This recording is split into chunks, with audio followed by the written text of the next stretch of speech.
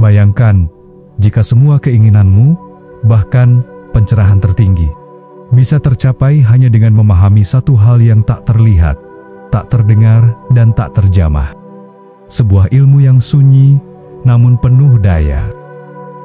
Bukan teori, bukan ritual, melainkan pemahaman terdalam tentang kekosongan yang justru menjadi sumber segala sesuatu. Para pencari sejati menyebutnya sebagai jalan menuju inti kehidupan. Jika hatimu terbuka dan jiwamu siap untuk berubah. Karena setelah ini, cara pandangmu terhadap hidup tak akan pernah sama lagi. Assalamualaikum warahmatullahi wabarakatuh. Apa sebenarnya yang dimaksud dengan ilmu kosong atau hampa? Mengapa disebut kosong? Kosong di sini bukanlah kehampaan yang kering dan sunyi, melainkan ruang luas yang tak terbatas, tempat semua potensi tercipta. Ibarat sebuah cawan, nilainya bukan pada hiasan atau bentuknya, melainkan pada ruang kosong di dalamnya. Tanpa ruang itu, ia tak bisa menerima apapun.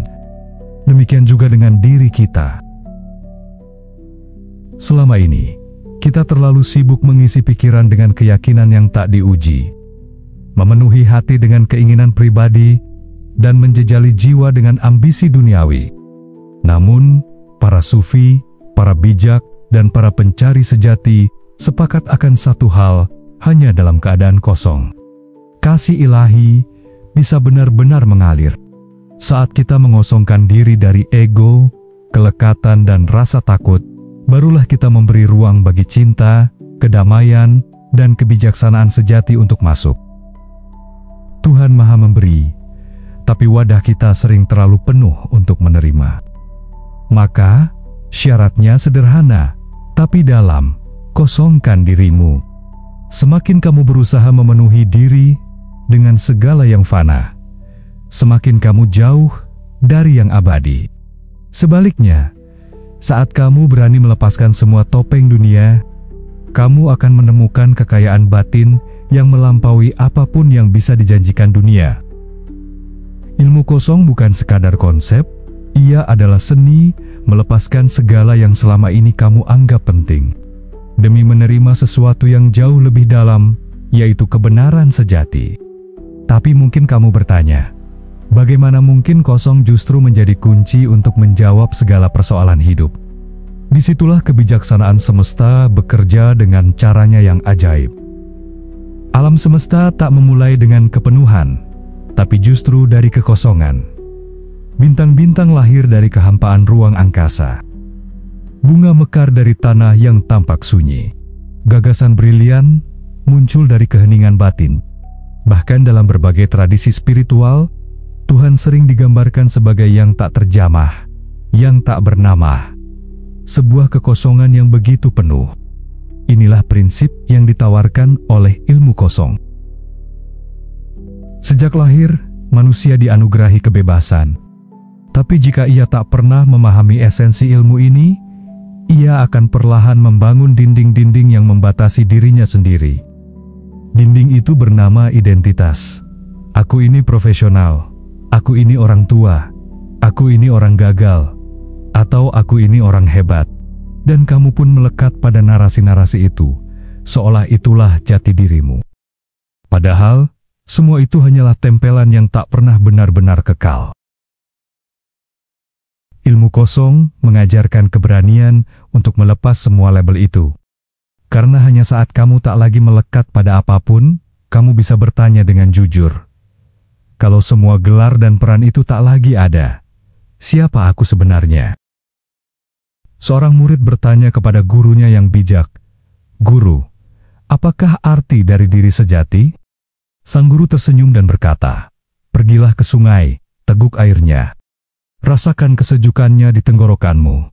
Nikmati kesegarannya di tubuhmu. Namun ingat, jangan kau sebut itu sebagai air."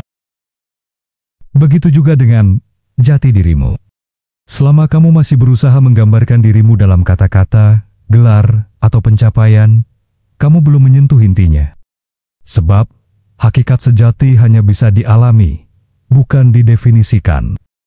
Ia hadir dalam keheningan batin, dalam jeda antara pikiran, dalam kesadaran yang tak butuh pengakuan.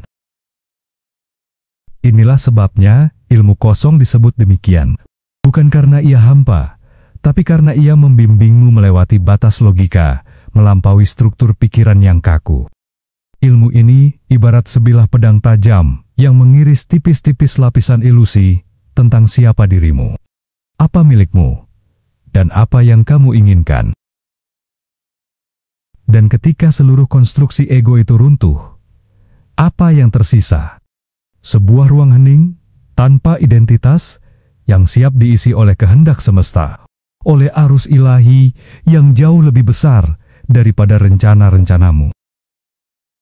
Wahai saudaraku yang sedang terjaga, pernahkah kau merenung mengapa sebagian doamu seolah tak mendapat jawaban? Bukan karena Tuhan menolakmu, tapi karena doamu masih penuh syarat. Tuhanku, kabulkan permohonanku, asal jangan begini, atau berikan aku ini, tapi jangan ambil yang itu. Itu bukan doa, itu tawar-menawar. Doa sejati adalah keheningan yang berserah, tanpa pamrih, tanpa permintaan. Dalam keheningan itulah, jawaban muncul dengan lembut, seperti angin yang datang tiba-tiba, membawa kesejukan tanpa kamu tahu dari arah mana. Dan jangan kira ilmu ini sesuatu yang asing. Justru, ia adalah inti dari semua jalan kebijaksanaan. Dalam ajaran Tao, Lao Tzu pernah berkata, nilai dari sebuah wadah tergantung pada ruang kosong di dalamnya. Dalam Buddhisme, kekosongan atau sunyata adalah pintu menuju pencerahan.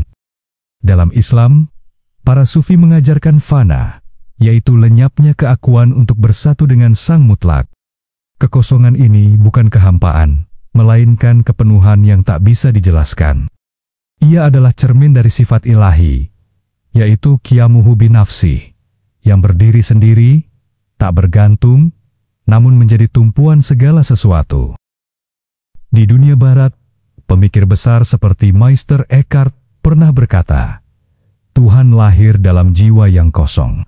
Bahkan tokoh sains seperti Albert Einstein pun mengakui bahwa kekosongan, ruang yang tampaknya tak berisi, adalah medan energi paling kuat di alam semesta. Dari timur hingga barat, dari jalur spiritual hingga jalur ilmiah, benang merahnya satu, yaitu kekosongan bukanlah akhir, melainkan gerbang permulaan. Bukankah firman-Nya telah jelas? Ala innahu bikulli syai'in muhit. Dia meliputi segala sesuatu. Dan barangkali, saat kita berani kosong, kita tak perlu lagi mencari, karena kita akan diliputi sepenuhnya olehnya.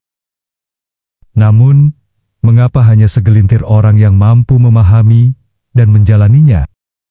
Karena manusia, pada dasarnya, takut pada kekosongan. Kita cenderung lebih nyaman menggenggam hal-hal semu yang terlihat nyata, daripada membuka diri pada cahaya yang tidak kasat mata. Ilmu kosong menuntut keberanian, yakni keberanian untuk melepaskan kontrol, untuk melangkah tanpa peta, untuk percaya meski tidak melihat. Dan keberanian seperti itu jarang dimiliki banyak orang. Lalu bagaimana cara menjalaninya? Pertama, bersihkan pikiranmu dari segala prasangka dan penilaian. Diamlah ketika masalah datang. Jangan terburu-buru menyelesaikannya dengan logika. Duduk tenang, rasakan sunyi. Biarkan pikiranmu menjadi sebening permukaan danau saat fajar. Dalam ketenangan itulah, jawaban seringkali muncul dengan sendirinya, bukan dari pikiran, melainkan dari kesadaran yang lebih dalam. Kedua, lapangkan hatimu dari keinginan-keinginan yang mencengkeram. Bukan berarti kamu harus membunuh mimpi, tapi belajarlah untuk tidak terikat pada hasil. Berbuatlah sepenuh hati, tapi biarkan hasilnya mengalir sesuai kehendak Yang Maha Tahu. Di saat kamu tak lagi ngotot, justru keajaiban mulai bekerja. ketiga, lepaskan identitas yang selama ini kamu pertahankan. Kamu bukan jabatanmu, bukan masa lalumu, bukan label yang melekat padamu. Kamu adalah kesadaran murni yang mampu menjadi segala hal. Seperti cahaya putih yang mampu menampilkan seluruh warna dalam spektrum pelangi. Ilmu kosong bukanlah mantra ajaib. Ia bekerja melalui hukum spiritual yang tak kalah pasti dari hukum fisika. Ketika kamu mengosongkan diri, kamu menjadi ruang bagi energi ilahi untuk mengalir. Pada titik itu, kebutuhanmu bukan lagi kehendak ego, melainkan bagian dari orkestra semesta.